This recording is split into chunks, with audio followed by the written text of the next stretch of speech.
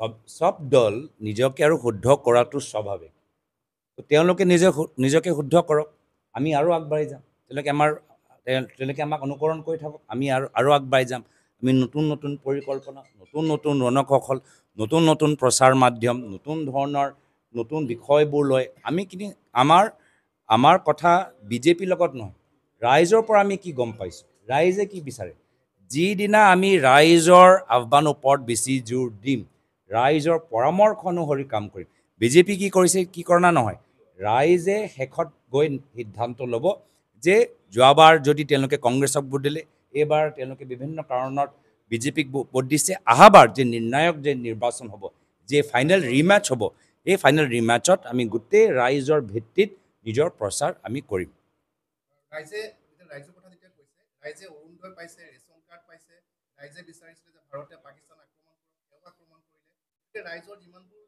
আকাংক্ষা আছে যেন বিজেপি চৰকাৰে যেন পূৰণ কৰিছে তাৰে প্ৰতিফলন নিৰ্বাচনত আমি দেখিবলৈ পাইছোঁ বা ২৬ৰ নিৰ্বাচনতো এইখিনিয়ে প্ৰভাৱ পেলাব বুলি ভাবে নেকি আকৌ কৈছোঁ এক বছৰৰ ভিতৰত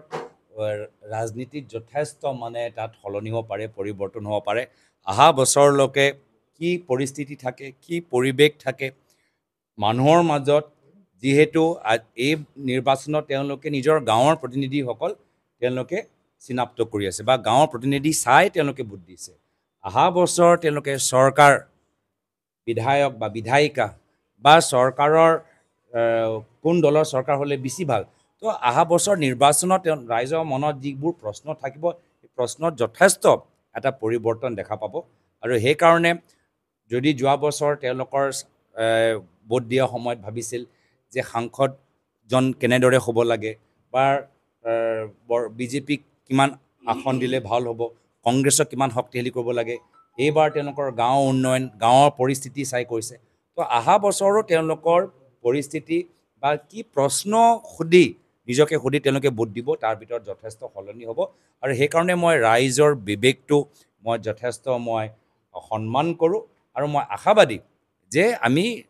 ৰাইজৰ বিবেকৰ ওপৰত নিৰ্ভৰ কৰি এটা ভাল কাম আৰু নিজকে শুদ্ধ কৰিবলৈ সংশোধন কৰিবলৈ অহা এক বছৰৰ ভিতৰত যথেষ্ট সময় আমি কৰিব পাৰিম